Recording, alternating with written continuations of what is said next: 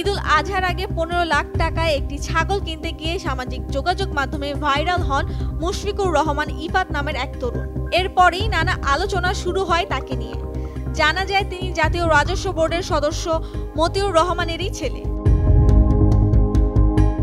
তার একাধিক নিকট আত্মীয় ও জনপ্রতিনিধি গত বৃহস্পতিবার নিশ্চিত করেছেন ইফাত মতিউর রহমানের দ্বিতীয় সংসারের প্রথম সন্তান। ছেলের ছাগল কাণ্ডকে কেন্দ্র করে শুরু আলোচনা এখন মতিউর রহমানের সম্পদের দিকে গড়িয়েছে। তার কত সম্পদ রয়েছে সেটি নিয়েও আলোচনা শুরু হয়েছে। চট্টগ্রাম, গাজীপুর ও নরসিংদীতে তার পরিবার ও পরিবারের সদস্যদের নামে অনেক সম্পত্তি রয়েছে বলে সামাজিক যোগাযোগ মাধ্যমেও অনেকে লিখেছেন। এর মধ্যে শেয়ার বাজারে তার বিপুল বিনিয়োগের খবরও বের হয়েছে। তিনি সরকারি কর্মকর্তা হলেও শেয়ার বাজারের প্লেসমেন্ট শেয়ারের বড় ব্যবসায়ী। তিনি নিজেও বেসরকারি টেলিভিশন চ্যানেল এনটিভিতে প্রচারিত এক সাক্ষাৎকারে এ বিষয়ে বলেছেন।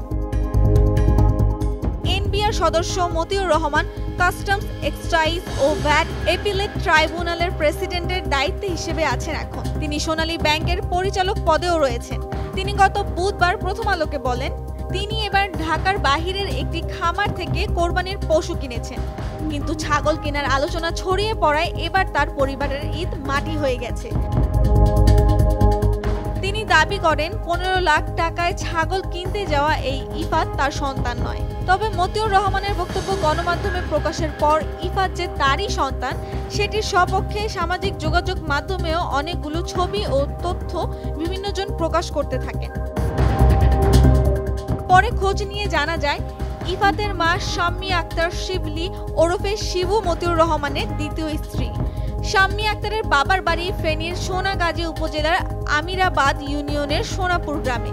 শাম্মী আক্তার ফেনী জেলার আওয়ামী লীগের সাধারণ সম্পাদক ও সংসদ সদস্য নিজামুদ্দিন হাজারীর আত্মীয়।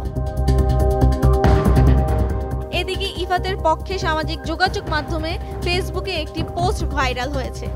এক্স আবিদ নামে একটি ফেসবুক অ্যাকাউন্ট থেকে পোস্টটিতে দাবি করা হয় ইফাতের হাতের আইফোনটি তিনি দিয়েছেন।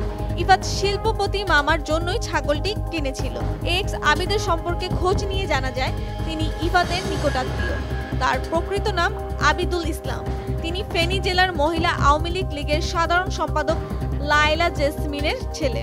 এই আবিদ ফেনীর ফুলগাজী উপজেলা পরিষদের চেয়ারম্যান একরামুল হক হত্যা মামলায় মৃত্যুদণ্ডপ্রাপ্ত পলাতক আসামি। জানা যায় মতিউর রহমানের বাড়ি বরিশালের মুলাদী উপজেলায়।